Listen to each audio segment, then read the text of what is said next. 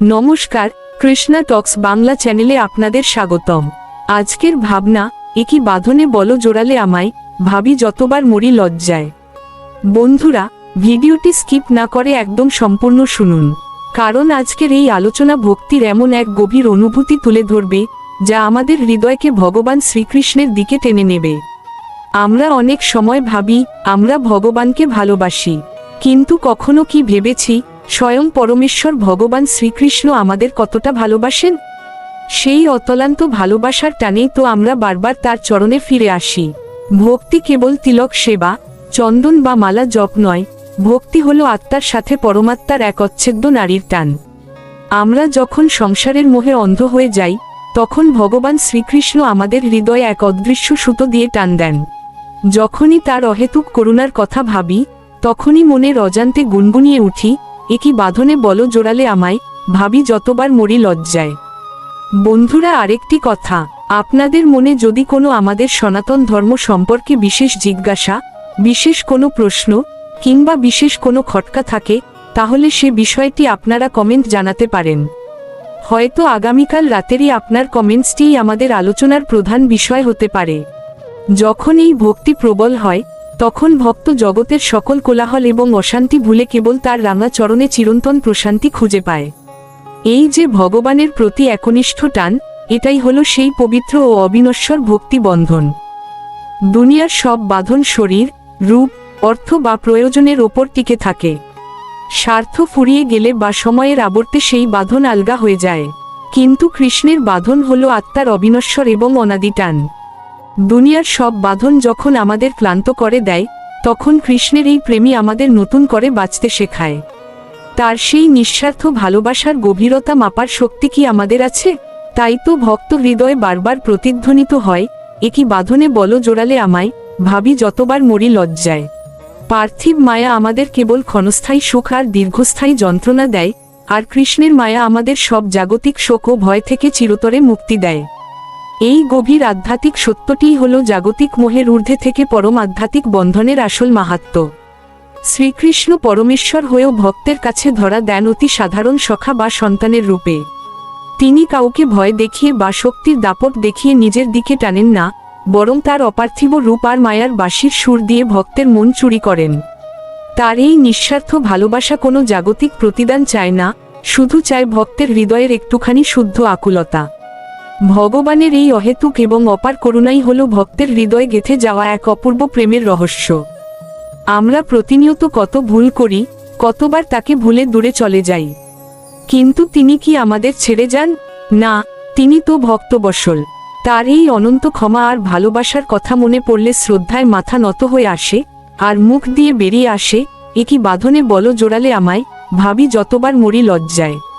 তাই কৃষ্ণের কাছে পরম অনুগত হয়ে বন্দী হওয়া মানেই হলো জন্ম মৃত্যুর কঠিন চক্র থেকে মুক্তির একমাত্র পথ। ভক্তি যখন হৃদয়ে উদয় হয়, তখন মানুষের আচরণ ও চরিত্রে আমূল পরিবর্তন আসতে শুরু করে।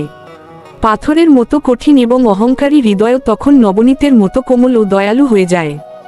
মানুষের প্রতি হিংসা আর দেশ মুছে গিয়ে সেখানে সর্বভূতে কৃষ্ণদর্শনের করুণা জন্ম নেয়। এই আমূল পরিবর্তনই প্রমাণ করে যে স্বয়ং ভগবান আমাদের হাত ধরেছেন। হৃদয়ের এই স্বর্গীয় কোমলতাই আমাদের প্রতিনিয়ত উদ্বুদ্ধ করে সেই অদৃশ্য ভক্তির সুতোর বাঁধনের দিকে। তপ্ত মরুভূমিতে যেমন তৃষ্ণার্ত পথিক এক ফোঁটা জলের জন্য ব্যাকুল হয়ে ছোটে, তেমনি এই কলিযুগের যন্ত্রণায় দগ্ধ আত্মা শান্তি খোঁজে কৃষ্ণের সুধাম নাম সংকীর্তনে। এই নাম সুধার মধ্যে এমন এক অপ্রাকৃত মাধুর্য আছে যা একবার আস্বাদন করলে জগতের অন্য সব বিষয় তুচ্ছ মনে হয়। এই অমৃতময় নাম সুধার টানেই ভক্ত বারবার ফিরে আসে কৃষ্ণের সেই অমোঘ স্মৃতি ও বন্ধনে। পার্থিব জগতের সব সম্পর্কের একটা নির্দিষ্ট মেয়াদ থাকে, কিন্তু কৃষ্ণের সাথে আত্মার প্রেমের কোনো ইতি নেই। দেহ ত্যাগ করলেও এই আধ্যাত্মিক সম্পর্ক শেষ হয় না, বরং পরবর্তী জন্মেও এই ভক্তি সংস্কার হিসেবে জারি থাকে। দিন যত অতিবাহিত হয়, কৃষ্ণের প্রতি এই আকুলতা ততই ঘনীভূত হতে থাকে। এটাই হলো ইহকাল ও পরকালকে ছাপিয়ে যাওয়া অমর ভক্তি প্রেমের রহস্য। ভক্তি যখন হৃদয়ে গেঁথে যায়, তখন বাইরের জগৎ আর আমাদের স্পর্শ করতে পারে না। তখন প্রতিটি নিঃশ্বাসে কেবল তারই অস্তিত্ব অনুভব করা যায়। এই যে এক অদ্ভুত মায়াবী টান, এই টানই তো ভক্তকে দিয়ে বলিয়ে নেয়, একই বাঁধনে বলো জোড়ালে আমায়, ভাবি যতবার মরি লজ্জায়। একটি অবুঝ শিশু যেমন তার মায়ের আঁচল এক মুহূর্তের জন্য ছাড়তে চায় না, কৃষ্ণও ঠিক তেমনি আমাদের অহরাত্র আগলে রাখেন। আমরা সহস্র পাপে নিমজ্জিত থাকলেও তিনি আমাদের ঘৃণা করেন না, বরং পরম পিতার মতো আমাদের সংশোধনের সুযোগ দেন। তার এই সীমাহীন ক্ষমাশীলতা আর অপার মমতা আমাদের মতো ক্ষুদ্র জীবকে ধন্য করে। তার এই গভীর মমত্ববোধই আমাদের বারবার ফিরিয়ে আনে তার চিরন্তন প্রেমের বাঁধনে। শাস্ত্রীয় সিদ্ধান্ত অনুযায়ী জীব হল ভগবানের বিচ্ছুরিত অংশ। আগুনের ক্ষুদ্র স্ফুলিঙ্গ যেমন মূল আগুন থেকে বিচ্ছিন্ন হয়েও আগুনের ধর্ম পালন করে, আমাদের আত্মাও তেমনি কৃষ্ণের অংশ হয়ে সর্বদা তার দিকেই ধাবিত হতে চায়। এই অনাদি এবং অচ্ছেদ্য সম্পর্কই আমাদের বারবার মনে করিয়ে দেয় আমাদের আদি উৎস কোথায়। আলোচনার এই পর্যায়ে এসে একবার নিজের অন্তরে উকি দিয়ে দেখুন, সেই পরম পিতার অদৃশ্য হাতের স্পর্শ কি পাচ্ছেন না? তার এই রাঙা চরণের বাঁধনই যে আমাদের জীবনের শ্রেষ্ঠ সম্পদ। তাই তো আজ বারবার বলতে ইচ্ছে করছে, একই বাঁধনে বলো জোড়ালে আমায়, ভাবি যতবার মরি লজ্জায়। এই চিরন্তন টানি আমাদের আষ্টেপৃষ্ঠে বেঁধে ফেলে সেই পরম আত্মিক ভক্তি বন্ধনে। শ্রীমদ্ভগবদ্গীতায় পরমেশ্বর ভগবান অর্জুনকে লক্ষ্য করে আমাদের এই প্রতিশ্রুতি দিয়েছেন যে, যারা অনন্য মনে সর্বদা তার চিন্তা করে, তিনি নিজেই তাদের সব অভাব পূরণ করেন এবং যা অর্জিত হয়েছে তা রক্ষা করেন। এই পরম অভয়বাণী শ্রবণ করার পর ভক্তের আর কোনো সাংসারিক ভয় বা উদ্বেগ থাকে না। এই অবিচল বিশ্বাসের জোরেই আমরা অনুভব করি যে আমরা কৃষ্ণের কত সুরক্ষিত ও পবিত্র এক বাঁধনের মধ্যে পরম শান্তিতে রয়েছি।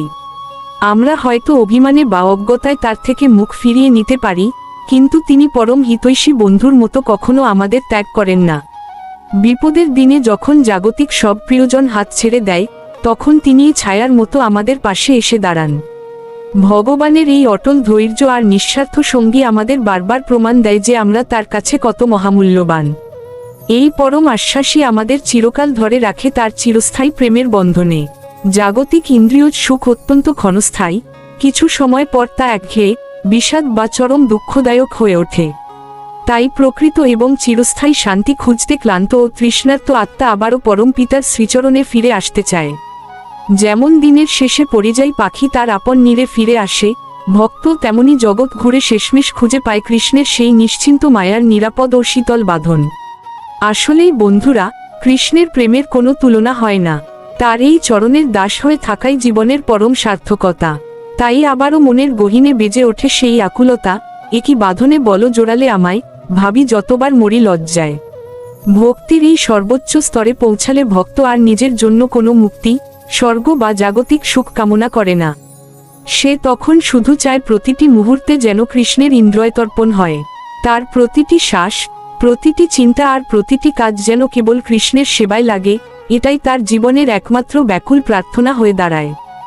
এই সম্পূর্ণ নিঃস্বার্থ ও শুদ্ধ ভাবই হল প্রেমভক্তির সেই পরম ও দিব্য স্তরের চূড়ান্ত বাঁধন। এই পৃথিবীর অর্জিত ধন দৌলত, নাম যশ আর খ্যাতি সবই নশ্বর শরীর ত্যাগের সাথে সাথেই এ জগতেই পড়ে থাকবে। মৃত্যুর পর আমাদের সাথে কেবল যাবে আমাদের সারা জীবনের সঞ্চিত হরিভক্তি আর কৃষ্ণের প্রতি আমাদের অকৃত্রিম ভালোবাসা। তাই এই দুর্লভ মনুষ্য জন্ম সার্থক করতে হলে আমাদের প্রতিটি মুহূর্ত কৃষ্ণের সেবায় ব্যয় করা উচিত। এই পৃথিবীর সব জাগতিক বন্ধনই সময়ের নিয়মে একদিন না একদিন শিথিল হয়ে ছিঁড়ে যায়, কিন্তু ভগবান শ্রীকৃষ্ণের সাথে যে আত্মার বন্ধন, সেটি সম্পূর্ণ নিঃস্বার্থ, চিরন্তন এবং নির্মল। আমরা তাকে ভুলে দূরে চলে গেলেও, মায়ার বশে অন্ধকার পথে পা বাড়ালেও, তিনি করুণা করে আমাদের হাত ছাড়েন না। তখনই কৃতজ্ঞ ভক্তের মনে প্রশ্ন জাগে, একই বাঁধনে বলো জোড়ালে আমায়। তাই জীবনে যদি সত্যিকারের শাশ্বত শান্তি ও পরম মুক্তি পেতে চান, তাহলে কৃষ্ণের এই অদৃশ্য ভালোবাসার বাঁধনকে আজই নিজের হৃদয়ে গভীরভাবে অনুভব করুন। তার দিব্য নাম স্মরণ করুন। প্রতিদিন রাত 8টায় আমাদের এই আধ্যাত্মিক আলোচনাগুলোতে নিয়মিত অংশ নিন।